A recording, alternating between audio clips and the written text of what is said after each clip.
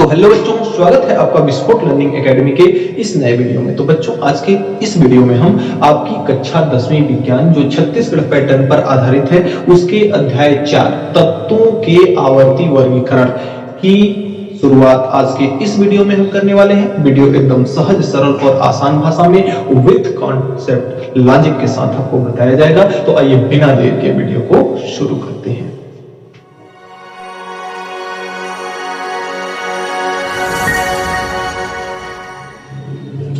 तो हेलो बच्चों, स्वागत है आपका विस्फोट लर्निंग एकेडमी के इस नए वीडियो में। तो बच्चों, आज के इस वीडियो में हम आपकी कक्षा 10वीं विज्ञान जो छत्तीसगढ़ पैटर्न पर आधारित है उसके अध्याय 4 की शुरुआत आज के इस वीडियो में करने वाले हैं। आज का ये वीडियो इसलिए बहुत ही ज्यादा इंपॉर्टेंट होने वाला है क्योंकि इस वीडियो के बाद ही आपकी केमिस्ट्री की शुरुआत होती है। यानी पूरी तरह से केमिस्ट्री जो आपकी है, जो रसायन विज्ञान है, उस रसायन विज्ञान का पूरा तरह से ये चैप्टर जो है बेस है, आधार है। तो इसलिए यह चैप्टर बहुत ही इंपॉर्टेंट चैप्टर है केमिस्ट्री पढ़ने के लिए। तो बच्चों, पूरा ध्यान लगाइए, पेन और कॉपी लेकर के बैठिए। जो जितनी बातें यहाँ बताई जाती हैं उतनी बातें अपनी कॉपी में लिखिए, कमेंट बॉक्स में लिखिए। जितना अधिक से अधिक आप लिखेंगे उतनी ही चीजें बेहतर समझ में आएंगी। तो आइए वीडियो को शुरू करते हैं।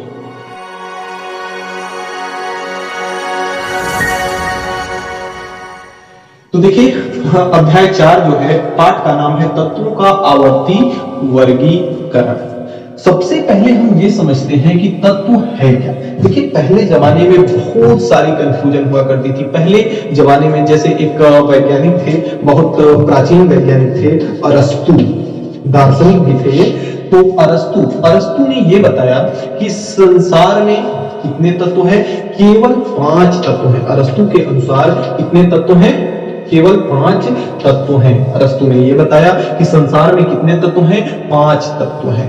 क्षिति जल पावक गगन समीरा, पंच तत्व ये बना शरीरा। एक दोहा होता था इस तरह का। तो यानी कि 5 तत्व से ही मिलकर के सारी वस्तुएं मिली है। कौन कौन सी? क्षिति जल पावक। क्षिति का मतलब क्या होता है आपका? धरती। यानी कि धरती को हम किससे संबंधित कर सकते हैं? माटी से। क्षिति जल, पावक का मतलब होता है अग्नि। पावक का मतलब क्या होता है? अग्नि। गगन का मतलब होता है आकाश। समीरा, समीर का मतलब होता है हवा। समीर का मतलब क्या होता है? हवा। तो अरस्तु ने ये बता दिया उस टाइम। ये एक दार्शनिक थे, बड़े लोग थे, जो बता दिए वही लोग क्या करते थे? मान लेते थे। तो इन्होंने बताया कि संसार में कितने तत्व हैं? 5 तत्व हैं। 5 तत्व से ही इस पूरे ब्रह्मांड की रचना हुई है। कौन कौन से तत्व हैं? क्षिति जल पावक गगन समीरा। तो ये 5 तत्वों से पूरे सृष्टि का निर्माण हुआ है, इन्होंने ये बताया। लेकिन जब धीरे धीरे क्या हुआ कि साइंस डेवलप हुआ, ये लगभग 350 ईसा पूर्व की बात है। यानी बहुत समय पहले, ये बहुत समय पहले की बात है। यानी कि लगभग 350 ईसा पूर्व ईसा मसीह के जन्म। ईसा मसीह का जन्म कब माना जाता है? सन 0 में माना जाता है ईसा मसीह का जन्म। यानी 0 से मतलब इसके 350 साल, लगभग 350 साल पहले इन्होंने ये सिद्धांत दिया और लोगों ने इसको माना। लेकिन जैसे जैसे धीरे धीरे क्या हुआ कि विज्ञान का विकास हुआ, वैज्ञानिकों ने शोध करना शुरू किया, तो उन्होंने ये कहा कि नहीं, ये सिद्धांत बिल्कुल गलत है। यहाँ पे तत्व का मतलब इन 5 से कुछ है ही नहीं। इसको रसायन विज्ञान के अंतर्गत नहीं लिया गया है। यानी कि ये तत्व इन तत्वों से मेल नहीं खाते हैं। तब इन्होंने क्या बताया? भाई, तत्व क्या होते हैं? एक रसायनक, तो उस टाइम में एक रसायनज्ञ आए जिन्होंने मतलब रसायन विज्ञान का अध्ययन किया, लवाइनिज। तो इन्होंने ये बताया, इन्होंने क्या बताया? इन्होंने ये बताया कि तत्व वह छोटी से छोटी इकाई है, तत्व वह छोटी से छोटी इकाई है जिसे हम विभाजित नहीं कर सकते। तत्व वह छोटी से छोटी इकाई है जिसे हम विभाजित नहीं कर सकते। जैसे ये 4, और संसार की प्रत्येक वस्तु का मूल, प्रत्येक वस्तु का मूल क्या है? तत्व है। तो ये चीज आप कमेंट बॉक्स में लिखेंगे कि संसार की प्रत्येक वस्तु का मूल क्या है, तत्व है। संसार की प्रत्येक वस्तु का मूल क्या है, तत्व है। ये देखिए कितनी गहरी बात है कि यानी कि संसार में जितनी भी वस्तुएं बनी है, संसार में हमारे इस पूरे वर्ल्ड में जितनी भी वस्तुएं बनी है, सबका मूल है तत्व। यानी कि तत्व क्या चीज है, जैसे ये एक सिंपल सा हम मान लेते हैं कि ये चाक है, इस चाक को हम तोड़ते जाएं और एक ऐसा टुकड़ा आएगा जिसको हम मशीन की सहायता से भी नहीं तोड़ सकते, जिसे हम मतलब इसको अगर एकदम बारीक पीस दें, इतना पीस दें कि इसको और अधिक न पीसा जा सके, तो उसका एक छोटी सी जो छोटा सा इकाई होगा इसका, वही क्या कहलाएगा, तत्व है। तो संसार में प्रत्येक वस्तु का मूल क्या है, तत्व है। यानी कि संसार की प्रत्येक वस्तुएं किससे मिलकर बनी है, तत्व से मिलकर बनी है। जैसे आपने आवर्त सारणी में पिछले कक्षाओं में पढ़े होंगे, hydrogen, helium, lithium, beryllium, boron, carbon, ये सब क्या है, तत्व है। इन्हीं तत्वों से मिलकर के अब तक कितने ज्ञात हैं, टोटल 118 तत्व ज्ञात है। अब तक कितने तत्व ज्ञात हैं, टोटल 118 तत्व ज्ञात हैं। यानी कि इन्हीं 118 तत्वों से पूरी ब्रह्मांड की जितनी भी वस्तुएं हैं, इन्हीं 118 तत्वों से मिलकर के बनी है। तो ये तो रहा तत्वों की कहानी। अब आइए हम देखते हैं कि इसके वर्गीकरण, तत्वों का वर्गीकरण क्या है। आवर्ती का मतलब हम आगे चल के आपको विस्तृत ढंग से समझाएंगे। अब समझते हैं कि वर्गीकरण क्या है। तो आइए देखते हैं किसको, वर्गीकरण को। किसका वर्गीकरण करना है, तत्वों का वर्गीकरण करना है। तो अब आइए समझते हैं हम किसको, वर्गीकरण को। अब देखिए, जैसे अब इसको भी एक एग्जांपल की सहायता से हम लेते हैं कि अगर कोई कहे कि आपके पास कितनी किताबें हैं, 4 किताबें हैं। अगर हम आपसे कहें कि आपके पास कितनी किताबें हैं, 4 किताबें हैं, हिंदी की है, साइंस की है, मैथ की है और इंग्लिश की है।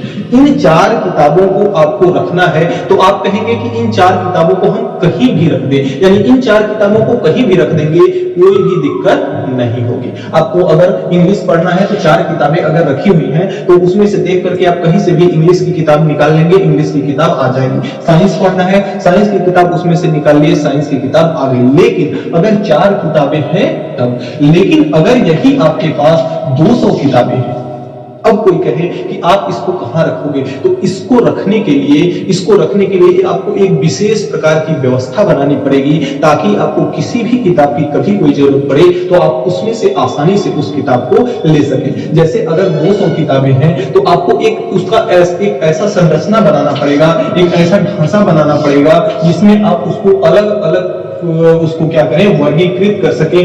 वर्गीकरण का मतलब होता है बांटना।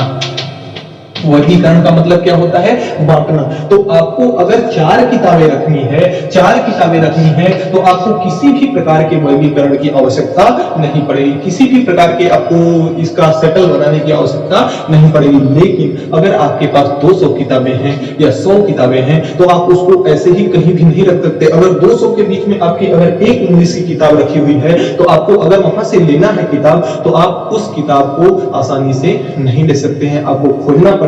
तो आपको इस तरह की व्यवस्था बनानी है ताकि उस किताब को लेने के लिए आपको अधिक समय व्यतीत न करना पड़े। अब जैसे इंग्लिश पढ़ना है आपको, तो अब 200 किताबों में आप तो आधे घंटे इंग्लिश खोजते ही रह जाओगे, इंग्लिश की किताब।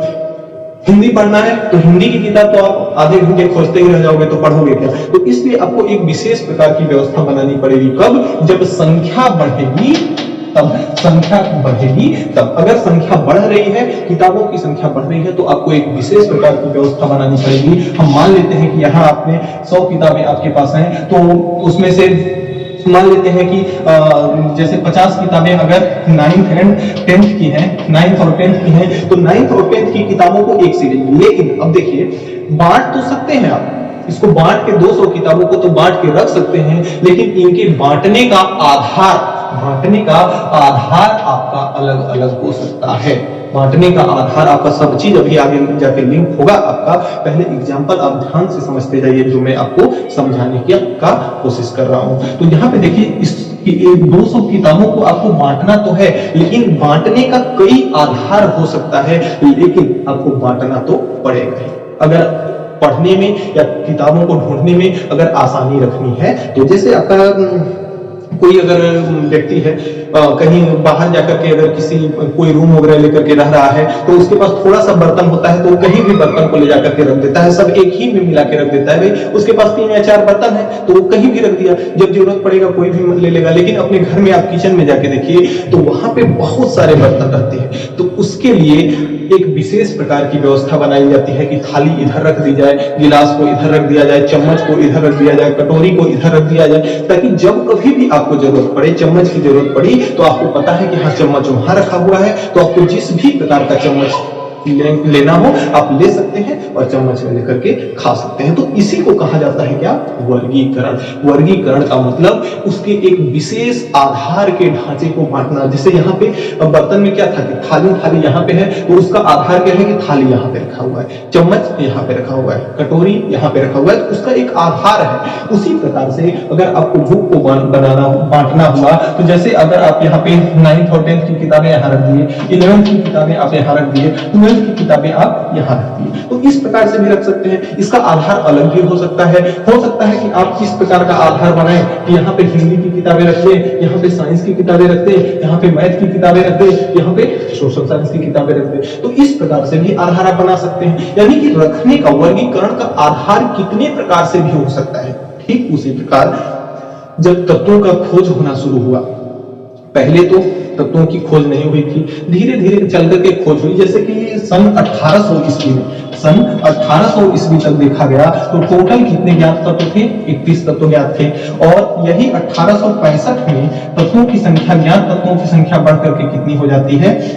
बढ़ के कितनी हो जाती है? 63 हो जाती है। कितनी हो जाती है? 63। और अब तक कितने तत्व ज्ञात हैं? अब तक 118 तत्व टोटल ज्ञात हैं। तो 31 तत्व जब थे तो इनको रखने के लिए बहुत ज्यादा पंचायत या बहुत ज्यादा दिक्कत नहीं होती थी। भाई तत्वों को रखना है, इनके बारे में पढ़ना है, तो इसका एक ऐसा पैटर्न बनाए, इसका एक ऐसा आधार बनाए ताकि आसानी से उसको पढ़ा जा सके। जैसे यहाँ पे हम बुक रख रहे थे तो इस बुक का पैटर्न हम आसानी से ऐसा बना दिए कि यहाँ पे 9th 10th की किताबें हैं। अब हमको जब कभी भी किताबों की जरूरत पड़ेगी तो हम जान रहे हैं कि 9th और 10th की किताबें यहाँ रखी हैं, तो जाएंगे और यहाँ से निकाल लेंगे जिस भी किताब की आवश्यकता होगी। हमें 12th की बुक पढ़नी है तो 12th के वाले सेक्शन में जाएंगे तो यहाँ से निकाल लेंगे। अगर आधार आपका ऐसा है तो मैथ पढ़ना है तो मैथ की सारी बुकें यहाँ पे रखी हुई हैं, जिस बुक को भी लेना है हम लेकर के पढ़ सकते हैं। ठीक उसी प्रकार 31 तत्व जब तक थे, यहाँ 4 किताबें हैं तो इसको रखने की कोई जरूरत नहीं थी।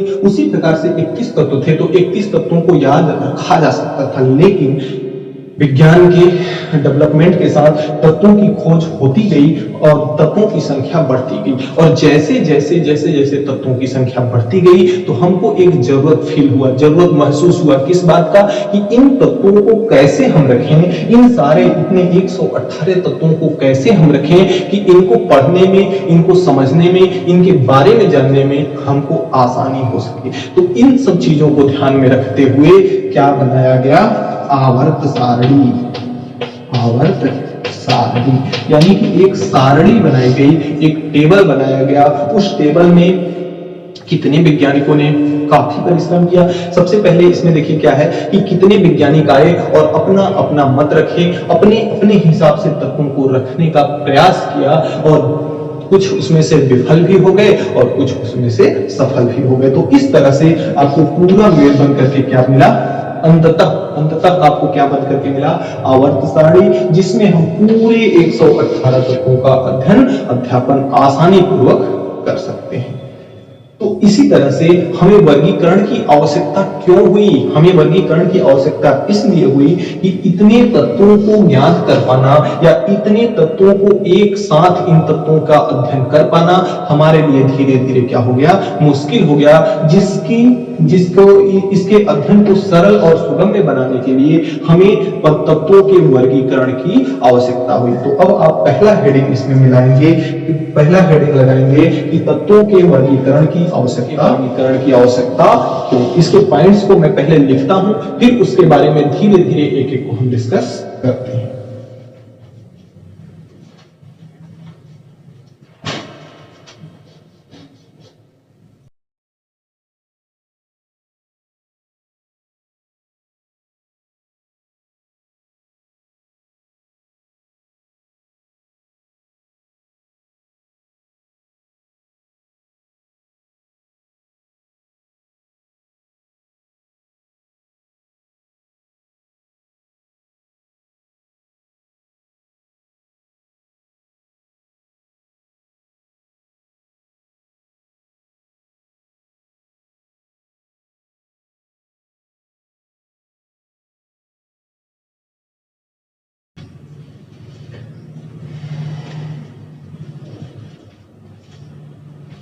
तो देखिए, तत्वों के वर्गीकरण की आवश्यकता हमें क्यों हुई, इन सारी बातें आपकी लिखी हुई हैं। आइए देखते हैं बारी बारी से सभी को। हमें ज्ञात होना चाहिए कि तत्व सभी प्रकार के पदार्थों की मूल इकाई है। अब इसका मतलब देखिए, हमने आपको बताया आपको कि जो तत्व है वह सभी प्रकार के पदार्थों की मूल इकाई है। जैसे कि अगर हम पानी को मान लें, क्या मान लें, पानी को, तो पानी तो एक यौगिक है ना, लेकिन यह किससे मिलकर के बना है? हम जानते हैं कि पानी के एक अणु में, यानी कि पानी का जो एक अणु है, अब अणु का मतलब क्या हुआ कि जैसे पानी के को अगर हम इतनी छोटे भाग में तोड़ दें, इतना छोटे से छोटे भाग में तोड़ दें कि उसको उसके बाद तोड़ना हमारे लिए मुश्किल हो जाए, या उसके बाद हम उसको और ना तोड़ सके, मुश्किल नहीं बल्कि उसके बाद हम और उसको ना तोड़ा जा सके। यानी पानी को इतना तोड़ते जाएं, उसको इतना छोटा सा टुकड़ा बना दें कि उसका और छोटा टुकड़ा किया ही ना जा सके, तो वह क्या कहलाएगा? तत्व। और उसके एक अणु में क्या होता है? हाइड्रोजन के 2 अणु, ऑक्सीजन के 1 अणु। हाइड्रोजन क्या है? तत्व है। ऑक्सीजन क्या है? तत्व है। यानी पानी जो है किससे मिलकर के बना है? तत्वों से मिलकर के बना है। कौन कौन से तत्व पानी में मिले हैं? हाइड्रोजन और ऑक्सीजन। पानी के एक अणु में हाइड्रोजन के 2 अणु और ऑक्सीजन के 1 अणु होते हैं। तो पानी के मूल क्या है? हाइड्रोजन व ऑक्सीजन है। तो वही मतलब है कि संसार के जितने भी पदार्थ हैं, संसार में जितने भी पदार्थ हैं, किससे मिलकर के बने हैं? तत्वों से मिलकर के बने हैं। यानी कि उसकी जब अंततः संरचना देखी जाएगी तो अंततः क्या मिलेगा? हमें तत्व ही मिलेगा, मूल इकाई। इकाई का मतलब उसको और भी विभाजित न किया जा सके और तोड़ा न जा सके। दूसरा नंबर, सन 1800 तक केवल 31 तत्व ज्ञात थे, लेकिन सन 1865 यानी 65 साल में कितने तत्व और ज्ञात हुए? 32 तत्वों की खोज और हो गई। यानी सन 1865 ईस्वी तक 63 तत्वों की ज्ञात हो चुकी थी। और अब तक कितने तत्व हैं? 118 तत्व अब तक पता चल चुका है। 118 तत्वों का हो सकता है और भी कोई तत्व हो, लेकिन अब तक जितने ज्ञात हैं वह कितने हैं? 118। देखिए, विज्ञान कभी भी सोता नहीं है, विज्ञान कभी भी किसी को भी शाश्वत नहीं मानता। अब कोई ये कह दे कि पूरे कितने संसार में, पूरे ब्रह्मांड में कितने तत्व हैं? 118 तत्व हैं, तो उसको विज्ञान कभी नहीं मान सकता। विज्ञान निरंतर खोज और निरंतर परिवर्तन करने की कोशिश करता रहता है। तो ये अब तक की कुल कितने तत्व ज्ञात हैं? 118 तत्व ज्ञात हैं। अब देखिए, इन सारे तत्वों के रासायनिक गुणों का अध्ययन, इन सारे तत्वों यानी 118 तत्व जो हैं, इन सारे तत्वों का, इनके सारे तत्वों के रासायनिक एवं भौतिक गुणों का अध्ययन, अलग अलग अध्ययन कर पाना अत्यंत कठिन हो गया। भाई, एकाध तत्व रहते तो उसको कैसे भी अध्ययन कर लेता कोई, लेकिन 118 तत्वों का अध्ययन कैसे करेगा भला कोई? उनके रासायनिक गुण, एक गुण तो है नहीं, अनेक गुण हैं। तो ऐसे मतलब इस क्रम में इन वैज्ञानिकों का यह प्रयास रहा कि इसको इस क्रम में व्यवस्थित कर दें कि अगर एक के गुणों का अध्ययन कर दें तो उससे मिलते जुलते जितने भी तत्व हैं, यानी उसके गुणों से मिलते जुलते जितने भी तत्व हैं, उनका भी अध्ययन आसानी से हो सके। तो इनका अध्ययन कर पाना अत्यंत कठिन हो गया, इसलिए हमें क्या करना पड़ा? तत्वों के वर्गीकरण की आवश्यकता हुई।